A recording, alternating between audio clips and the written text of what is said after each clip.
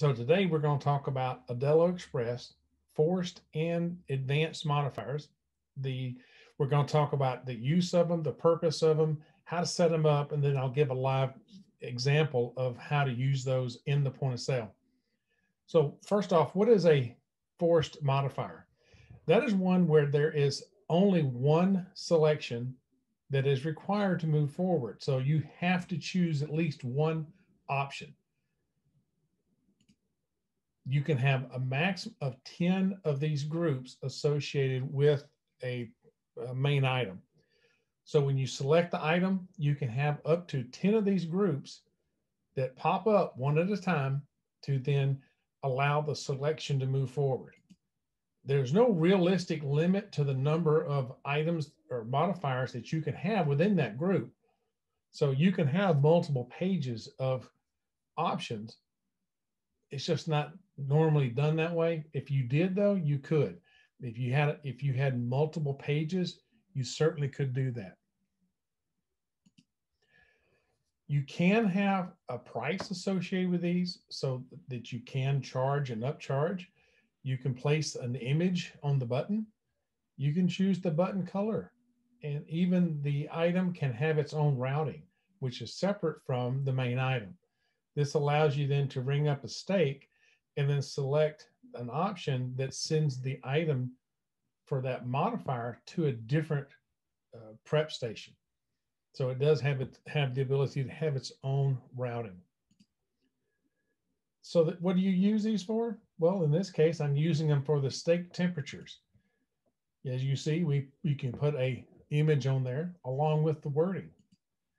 You can use them for sauces, dressings, and even commands that you can send to the kitchen associated with this main item. Advanced modifiers, they're different from the standpoint of you can have 8 groups max per item. Again, no real limit to the number of items within that group. There are multiple options allowed. So a forced modifier allows you one selection. An advanced modifier allows you to have multiple selections within that same group.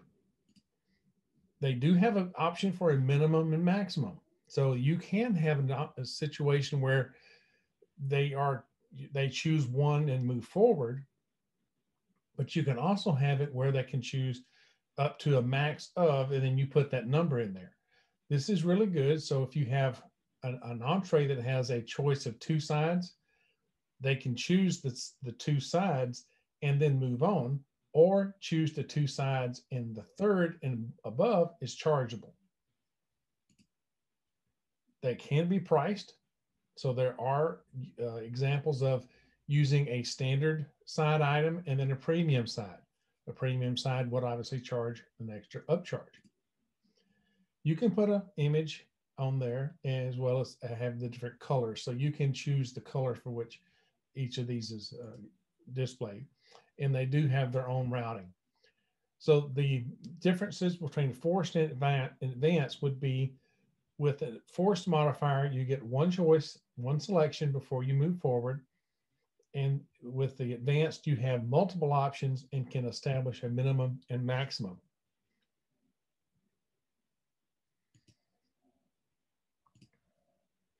Some of the examples of how you'd use these for would be optional items, side items, condiments, and of course the default mods. We'll get here in a short minute. We'll show you how with advanced modifiers, you can set up what comes with the item.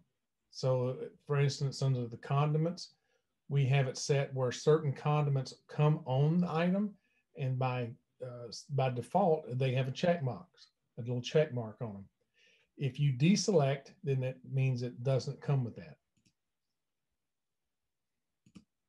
You also, with an advanced modifier, have choices of no, light, add, extra, sub, only side, 2 times, 3 times, or half. Those are your options that go along with an advanced modifier. So you can really start customizing an item. And if you look on the screen here, it shows a checkbox on that particular mod. Well, that's one that comes with this item. So in a situation where we have burgers, then you can say on the modifications, you can show what normally comes on that burger. And then by touching that item, you can deselect it, which means does not come with it, or no. Or if you'd use two fingers, you can then have this pop-up come up so that you can then do the add only extras, lights, and whatever.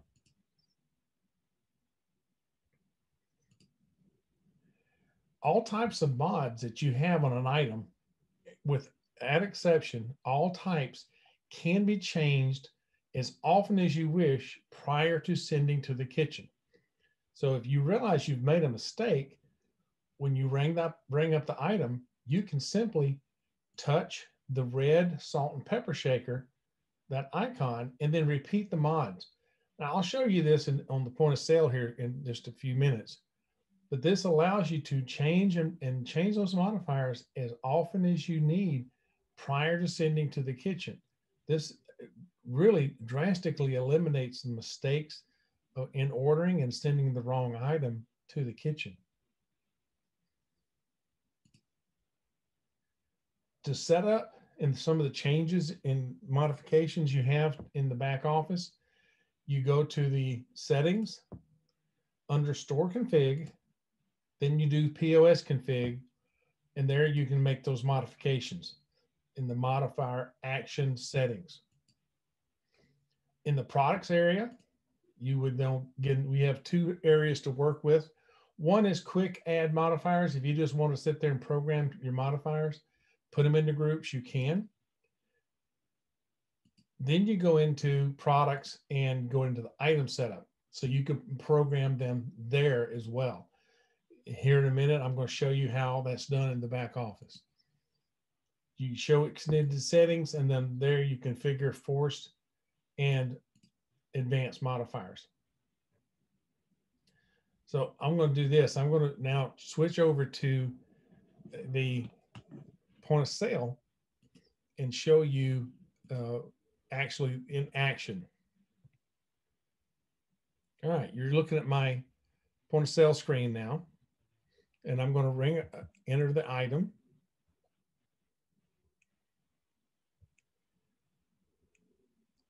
So let's look at a steak.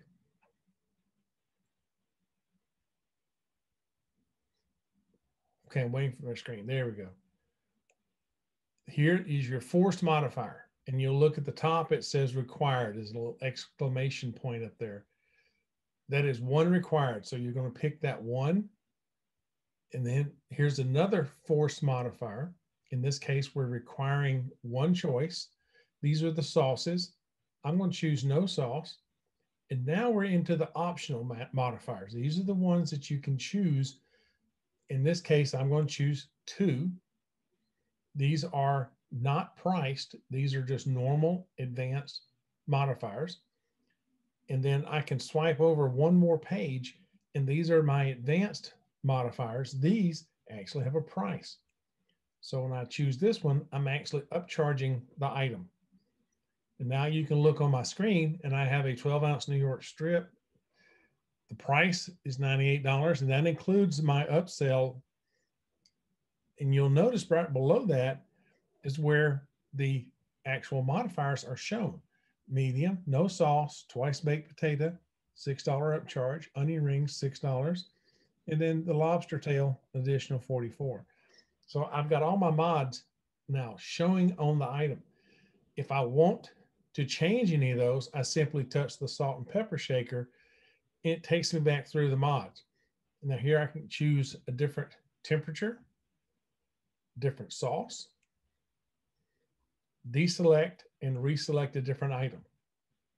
Once I'm done, I hit the checkbox, and now I have changed my pricing. I have changed my items. That's how you make a change in the system before you send it to the kitchen. That's modifiers in action. So now let's take a look at the back office. So in the back, I'm going to settings, under store config, then I go to POS config. And in this area, I then go to modifier action options. Then you have a choice here of how you would like them displayed. In this case, enable full screen modifiers. This allows all the modifiers to be displayed as you saw them. One screen has all the modifiers for that group at one time. If you deselect this, then you'll have an option on your screen where you'll have 2 or 3 groups showing at one time. So it depends on how many mods you have. In our case, we could have gone either way, but we went ahead and chose to have full screen, one group shown at a time. Then down below, you have the different names. So in this case, for no action, you have the choice of whatever you want to say here. In this case, it says no, but maybe your kitchen or the kitchen that's being installed, they'd rather have a minus button, something simple like that. A light and an add could be a plus button, extra two could be 2 pluses. So it just depends on the dialogue of that particular restaurant, how they want this to be displayed on the kitchen receipt. But this is where you'd set that up. In the products area, you do have quick add modifiers for setting up new mods. You can set them up this way. You can also go in and make changes to the mods once you've programmed them. In this case, I'm going to show you how to do the steak modifier for that 12 ounce that we rang up on the point of sale. So you're going to come down to the bottom here where it says show extended settings. You then configure force modifiers. And you add then the groups in you have here. This is where also you would program in the advanced modifiers.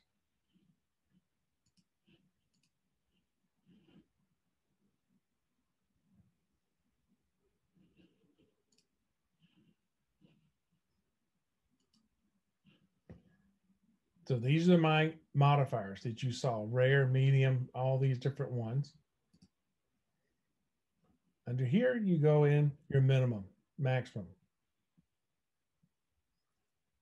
And we don't have any of these other options. We can't do no rare. So that's why you don't have any of these checked.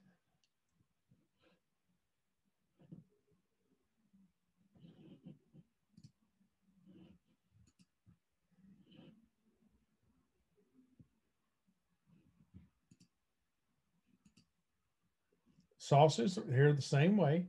And then the mods for the sides. We don't have any minimum or maximums, but you could set those here.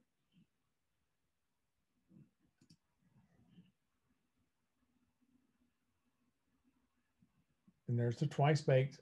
$6 price is put in there. And then you have the ability to do the no extra onlys here.